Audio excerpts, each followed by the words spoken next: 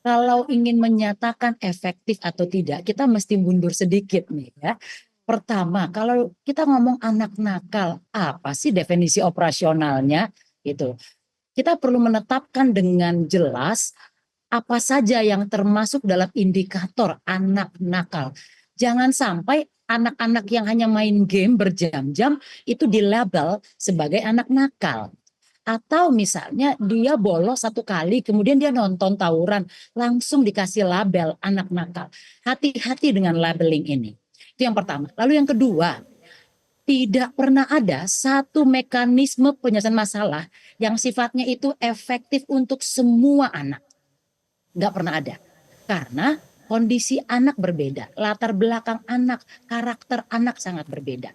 Kita perlu tahu dulu kalau nanti ada anak-anak yang ikut tawuran gitu ya, atau geng motor. Nah ini perlu dipastikan apa sih latar belakangnya mereka. Dalam hal ini bagaimana kondisi keluarga, apa persoalan yang dihadapi dalam keluarga, di sekolahnya, bagaimana bentuk keyakinan dirinya dan segala macam. Nah, lalu kita bisa lihat juga dalam konteks ini perilaku anak itu perlu dibagi-bagi juga. Ini anak remaja ya. Remaja itu dalam fase perkembangan manusia adalah fase yang paling unik saya bilang. Kenapa? Di sini ada dua kondisi yang berseberangan, Mbak Gemma. Yang pertama dia pengen menunjukkan jati diri, dia pengen terlihat hebat, mandiri, dilihat banyak orang gitu. Namun di sisi lain dia masih sangat bergantung kepada orang tua, kepada pendidik dan sebagainya, finansial, sosial, makan minumnya begitu. Nah, kalau ada dua situasi yang sangat bertolak belakang akan muncul konflik dalam dirinya. Nah, situasi konflik seperti ini yang sebenarnya sering memunculkan ketidakmatangan pada anak-anak remaja dalam bertindak. Apalagi kita tahu ya, usia ini kemampuan berpikirnya belum matang sehingga dia tidak sepenuhnya mumpuni mengambil sebuah keputusan dan tindakan yang tepat. Jadi ditantang sedikit nih sama temennya, wah lu oh, dia marah gitu ya, dia langsung Iya. bergejolak, dia langsung menunjukkan bahwa saya nggak kalah sama kamu. Nah ini yang sebenarnya terjadi. Nah apa mekanisme terbaik menyikapi ini? Satu saya bilang kembali ke rumah. Lihat dulu kondisi rumah. Orang tua perlu diajak bicara dalam hal ini. Mengetahui bagaimana kondisi anak yang sesungguhnya. Di rumah sama di sekolah bisa berbeda loh kondisinya. Iya. Lalu yang kedua, anak itu perlu diukur, assessment lah istilahnya. Jadi kita tahu apa penyebab munculnya perilaku sampai dia ikut tawuran atau geng motor dan kemudian apa penanganan selanjutnya. Karena kalau nanti sifatnya misalnya sudah masuk ke daerah misalnya ya menghilangkan nyawa gitu. Ini nggak sekedar kenakalan remaja loh. Ini sudah masuk dalam kriminalitas. Kalau sudah konteks kriminalitas itu ranahnya sudah hukum. Nggak bisa lagi soal bela negara, soal pendidikan militer dan sebagainya. Jadi ini perlu dipastikan perbedaannya. Nah kalau sudah ada penanganan, kita akan pilih-pilih nih, pilih dan pilah mana mekanisme yang paling efektif untuk semua anak.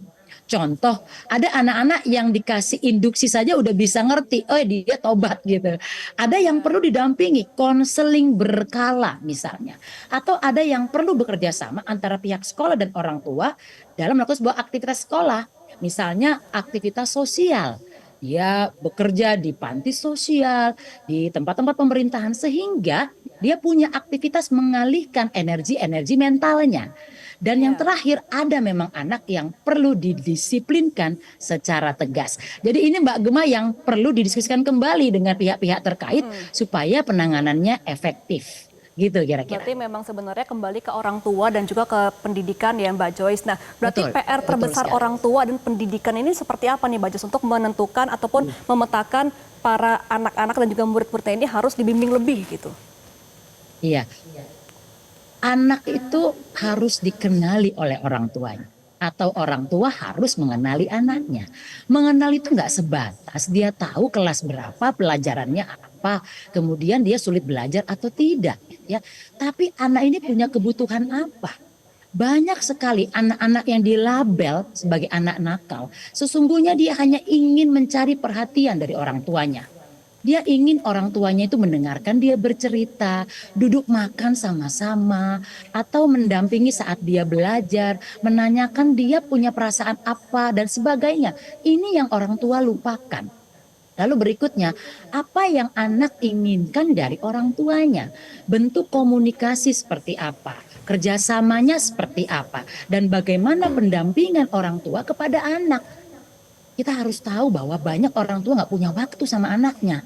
Mereka hanya menginstruksikan gitu, belajar yang benar kamu di sekolah dan sebagainya. Sehingga anak tidak merasakan ada attachment itu dengan orang tua. Nah ini yang seringkali membuat anak berontak, sehingga anak ingin menunjukkan bahwa saya juga butuh diperhatikan, saya juga butuh jadi orang yang diperhatikan, misalnya begitu. Sehingga dia lakukan cara-cara yang paling mudah, yang paling menarik perhatian adalah cara-cara yang tadi, tawuran, ngerecokin, destruktif dan sebagainya. Kira-kira begitu. Oke. Nah, Mbak Joyce, tapi kan pendidikan militer sudah berjalan nih ya di Jawa Barat, sudah ada sekitar Iya. 30-an anak yang sudah ikut pendidikan ini. Nah, berarti kalau sudah Iya. berjalan nih, seperti apa masukan dari Mbak Joyce untuk pendidikan di militer ini agar bisa terlihat efektif nantinya? Saya sendiri belum memahami secara langsung ya apa konteks atau program yang dimasukkan dalam pendidikan militer. Karena kalau kita memahami pendidikan militer dengan pendidikan bela negara, sepertinya agak berbeda. Namun kalau ini pun disamakan, artinya eh, intinya membangun sebuah kedisiplinan, kan begitu ya. Bagaimana seseorang itu memiliki sebuah perilaku yang kemudian menjadi sebuah kebiasaan dan akhirnya menjadi sebuah ciri dirinya, kan itu yang diinginkan. Karena kita tahu bahwa dalam membentuk sebuah perilaku ada 3 cara. Yang pertama melalui sistem. Nah kalau hal ini disebut sebagai sebuah sistem sangat baik misalnya. Namun sistem yang seperti apa yang harus dipagari dengan misalnya undang-undang yang jelas terhadap anak, perlindungan terhadap anak, kemudian pendampingan para psikolog atau pedagog terhadap pendidikan anak. Lalu yang kedua melalui pembelajaran. Ini mungkin juga disebut sebagai pembelajaran. Mereka berlatih, mungkin ada nanti induksi-induksi tentang kewarganegaraan, tentang Pancasila, tentang kemanusiaan, empati, itu pasti ada. Dan yang terakhir paling penting adalah role model, contoh nyata dari para orang tua, pendidiknya, dan para pendampingnya di pendidikan militer tersebut. Jadi 3 poin ini harus ada di dalamnya, Mbak. Iya. Nah, Mbak Joyce, kan mekanisme ini juga nanti akan ada penjemputan ya dari pihak TNI ke rumah anak-anak yang dicap bermasalah ini. Nah, apakah ini juga akan menjadi efek psikologis lain bagi anak-anak ketika dijemput dan sudah dicap sebagai anak nakal? Apakah dalam 6 bulan pendidikan militer ini akan mengubah karakter itu atau malah mereka oh kan udah dicap nakal juga gitu? Ya, perlu dipertanyakan bagaimana bentuk penjemputannya ya. Jangan sampai ini penjemputan seperti penjemputan narapidana gitu yang kita khawatirkan ya. Jadi tanda kutip ini penjemputan seperti apa? Kalau bentuknya adalah misalnya pihak dari lembaga yang akan melakukan pendidikan bela negara atau militer tersebut didampingi oleh misalnya pendidik, tokoh masyarakat, psikolog yang memang secara fisik dan figur itu aman bagi anak. Perlu dipastikan bahwa anak yang tanda kutip sudah dilabel sebagai anak nakal itu rasa tidak amannya tinggi. Apalagi dia menghadapi peristiwa atau situasi dia dijemput yang mungkin pasti paksa tanda kutip ya. Belum tentu dia mau loh kalau dia didatangkan atau diminta ikut pendidikan itu. Sudah dia bayangkan barangkali berbagai situasi yang ekstrim gitu. Dia kan nggak ngerti. Nah jadi perlu pertama pengenalan, sosialisasi. Sebelum dia dijemput ada sosialisasi terlebih dahulu. Didampingi oleh psikolog anak atau psikolog remaja yang bisa menjelaskan apa sih pendidikan ini, apa saja isinya, program yang dilakukan seperti apa, sehingga dia mengerti gitu. Oh saya ternyata nggak masuk penjara loh ini, kira-kira gitu ya. Sehingga dia merasa aman. Dan pastinya dipastikan ada komunikasi yang tetap terbuka dengan orang tuanya. Sehingga dia tetap merasa bisa kontak dengan orang tuanya atau dengan orang-orang terdekatnya. Jadi dia tetap merasa ada yang mendampingi. Support system itu penting. Itu kira-kira ya. Nah, Mbak Joyce, sejak pemahaman Mbak Joyce mengenai pendidikan militer ini, apakah ada kemungkinan juga bisa mengubah karakter anak ini atau justru malah akan memperburuk situasi? Tidak pernah bisa dipastikan karena tadi saya katakan perlu diakses terlebih dahulu, diukur apakah anak ini butuh pendidikan yang seperti ini. Kalau tadi saya katakan definisi anak nakal saja kita belum pasti kita belum mengerti dengan jelas bagaimana kita memahami bentuk treatment, penanganan untuk anak tersebut gitu. Jadi kita nggak bisa menggeneralisasi bahwa semua anak yang A itu jadi anak nakal dan masuk indikator anak-anak nakal. Nggak bisa seperti itu juga. Jadi harus ada kembali lagi ini duduk bersama untuk menjelaskan itu, mendefinisikan hal tersebut, lalu kita memastikan karena efektif atau tidak kembali ke programnya, kembali ke pelaku dari pendidikan itu, siapa yang memberikan pendidikan itu, lalu bagaimana cara menyampaikan pendidikan itu. Militer tidak harus seperti perang-perangan gitu ya, nggak harus seperti misalnya pendidikan para tentara gitu, tapi mungkin ada bentuk lain. Nah itu juga perlu. Dan yang terakhir bagaimana support system pada anak. Apakah anak punya pendamping yang menjadi media dia bercerita?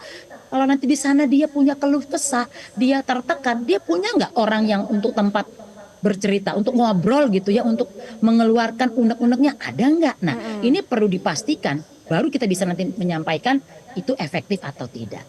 Baik, masih butuh kajian dan juga keterbukaan komunikasi Yes. antar pendidikan dan juga kepada pihak orang tuanya ya. Terima kasih Mbak Joyce Setuju, Manurung setuju. atas pandangannya Sama-sama, pada Mbak siang Gemma. ini. Selamat kembali beraktivitas Mbak Joyce. Jelajahi cara baru mendapatkan informasi. Download Metro TV Extend sekarang.